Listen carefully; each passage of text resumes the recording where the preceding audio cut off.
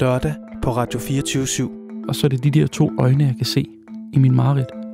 Og jeg ved, hvem det er, der står og kigger. Hvem er det? Det er min mor.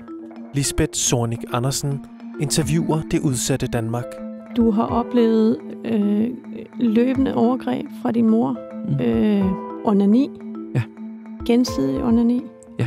Hør Daniels historie om en mor, der begik seksuelle overgreb mod sin søn. Så blev det sådan nogle intimbade, hvor ligesom man bader sin babyer i dag.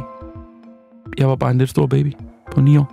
En historie om at tilgive det utilgivelige. Altså det, jeg vil tro nu, når jeg hører din historie, det er, at jeg vil tænke, her fik din mor en eller anden form for advarsel, der ville gøre, at hun stoppede.